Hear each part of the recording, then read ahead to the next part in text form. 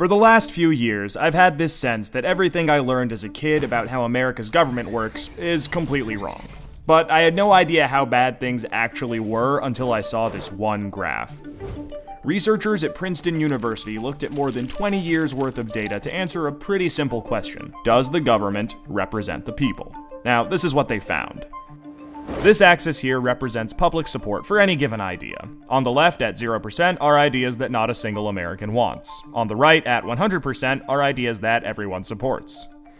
This axis represents the likelihood of Congress passing a law that reflects any of these ideas, from a 0 to a 100% chance. On this graph, an ideal republic would look like this. If 50% of the public supports an idea, there's a 50% chance of it becoming law. If 80% of us support something, there's an 80% chance. You get the idea. Now, most Americans would probably agree that, with a few exceptions, we should be as close to this ideal as possible. Unfortunately, the way America actually works doesn't even come close. Take an idea that nobody supports, literally nobody, and it has about a 30% chance of becoming federal law. Now, take an incredibly popular idea, the most popular idea this country has ever seen, and there's also about a 30% chance of it becoming law. This means that the number of American voters for or against any idea has no impact on the likelihood that Congress will make it law. Put another way, and I'm just going to quote the Princeton study directly here, the preferences of the average American appear to have only a minuscule, near zero, statistically non-significant impact upon public policy. So if you've ever felt like your opinion doesn't matter and that the government doesn't really care what you think, well, you're right. But there's a catch. This flat line only accounts for the bottom 90% of income earners in America. Economic elites, business interests, people who can afford lobbyists, they get their own line.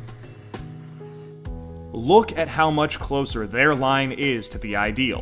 When they want something, the government is much more likely to do it. And when they don't, they have the power to completely block it from happening, no matter how much the rest of the country supports it. They get what they want, and guess who ends up paying for it?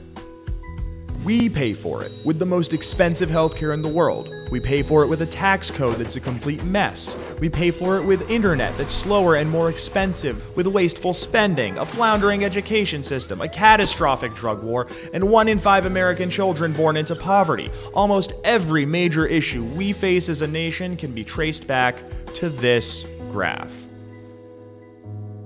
How does this happen? Well, just follow the money. Right now, it's perfectly legal to buy political influence in America. Here's how it works. Let's say a big bank wants a law that would force taxpayers to bail them out again if they repeat the exact same reckless behavior that crashed the global economy in 2008. Not exactly the most popular idea with the public, and Congress knows that. That should be the end of it. But that's where the money comes in. It's perfectly legal for our bank to hire a team of lobbyists whose entire job is to make sure that the government gives the bank what it wants. Then those lobbyists can track down members of Congress who regulate banks and help raise a ton of money for their re-election campaigns. It's perfectly legal for those lobbyists to offer those same politicians million-dollar jobs at their lobbying firm. Then, those lobbyists can literally write the language of this new bailout law themselves and hand it off to the politician they just buttered up with campaign money and lucrative job offers. And it's perfectly legal for those politicians to take the lobbyist-written language and sneak it through Congress at the last second. So now you've got a law that greatly benefits the banks, and the whole process can start over. This is how a bill becomes a law.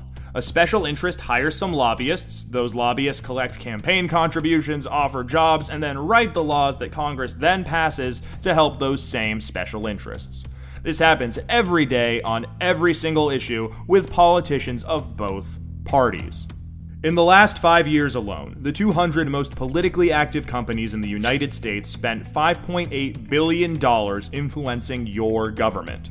Those same companies got $4.4 trillion in taxpayer support. And that's trillion, with a T.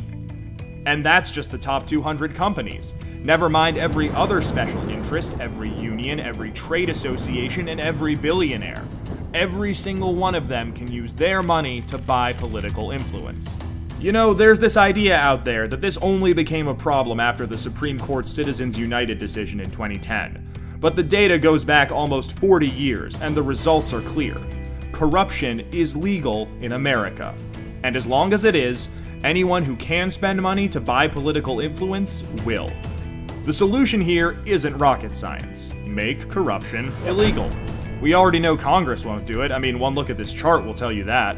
What we need is a plan that lets us go around Congress and do what the American people do best. Fix this mess ourselves. Well, good news. We have that plan and it's already working. Now that we've got the problem covered, let us show you how to be part of the solution.